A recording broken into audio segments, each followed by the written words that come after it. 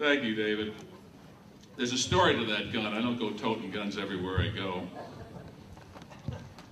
But David will explain that later. Or no, I think actually our featured speaker will. I want to just share a little bit with you here for a few minutes, and I do have the honor to introduce our featured speaker, who will be representing Ron Paul here today. Ron's son, Rand Paul, who I knew back in the days when I worked in Ron Paul's campaign as Randy, but he is Rand Paul now, and you're going to be very delighted just listening to what Rand has to say and some of the things that he's going to share about his father. You know, I was speaking to the Republican Women's Club last week about Ron. We had different people speaking on behalf of different candidates. And of course, Ron, as many of you know, was a OBGYN for many years. In fact, Ron delivered over 4,000 babies during his time that he was in practice as an OBGYN. And as I started out my talk about Ron, I said, you know, I represent the only candidate in the race who has asked more women to take off their clothes than Bill Clinton. I wish I could say I thought that up myself, but that was actually a Jay Leno line when he was on the Jay Leno show. But you know, Ron did give up a lucrative practice and to come to Washington to be a congressman. And you know, Ron is not your classic politician.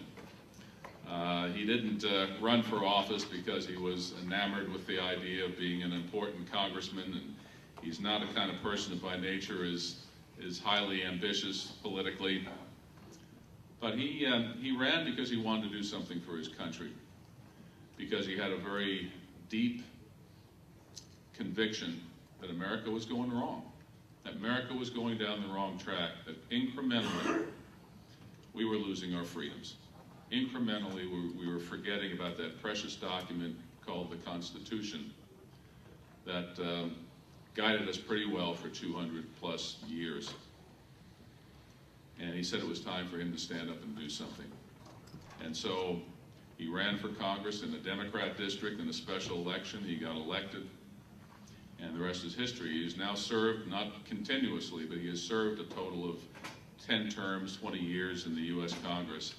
And he has continued during that time to stand up for the Constitution of the United States, which that might sound like kind of an odd thing, something that isn't very unusual. I mean, my gosh, every congressman stands, just like every legislator, and pledges to defend and uphold the Constitution. But Ron had a habit of asking embarrassing questions when he was in Congress and still in Congress, like, is that law constitutional?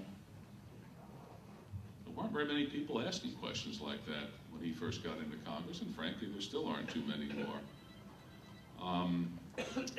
But he became a leader of the conservative movement in Congress, and he is to this day a tremendous leader in the conservative cause around this country, and has a following that is pretty passionate and pretty incredible. Share with you just a little bit about my experience with Ron, and then we'll pass things over to the speaker here. My wife Ann, who many of you know, and I worked for Ron during his first term in the U.S. Congress. That would have been back in '76 on his Washington staff. I was his press secretary and kind of chief of staff at the time, and Ann handled his legislative mail. And you know, I can honestly say, to this day, I have never met a man of more integrity, a man of more principle, a more deeply faithful Christian man, a more honorable man.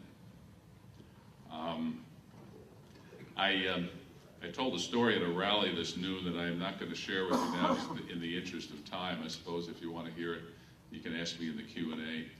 But there were some funny and interesting stories that happened during Ron's first term in Congress that reflect on just what an incredibly decent and honorable man he was. And he had quite a sense of humor, too. At the time that we were on his staff, my wife was very pregnant with our first child, Bonnie.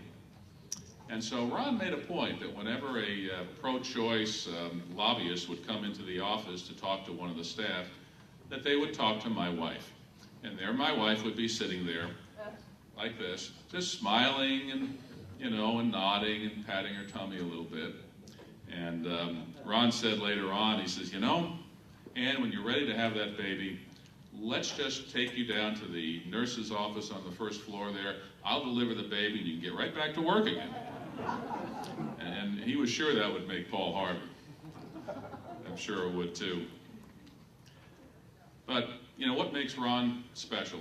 Well, to Ann and me, it started with Ron Paul the man. And then it moved into Ron Paul the congressman. I was amazed at the intellect of this man. You know, there are many politicians who talk a little bit about the Constitution and talk a little bit about free markets and talk a little bit about this and that and you know, and know enough to say for a good 10-second soundbite. Ron is unbelievable in his knowledge of free market economics, of the history of our nation, of our founding fathers, of the Constitution itself, of the principles of a free government and a free society, of the proper roles of government in a free society. And he was incredibly influential and persuasive when he would talk to people about these things, because he knew what he was talking about. And when he got to voting, I could not believe who I was working for. I mean, every congressman compromises some, right? I mean, there are times when you have to pander a little bit to some of the special interests in your district to get their vote, right? There are times when you know you're going to be unpopular or criticized for something, and at those times you can give a little bit, you can bend a little bit. Principle isn't that important, is it? Ron never bent once. Ron never compromised his principles once in 20 years in Congress. You know how incredible that is? You know how inspiring that is? To young people like Ann and me back there, to people who followed his political career, to those who looked to him for leadership and inspiration. I can't begin to tell you just how much he affects and moves people, the leadership that he has, even while being personally a very humble man and anything but a polished politician. Maybe that's what makes him so appealing to so many.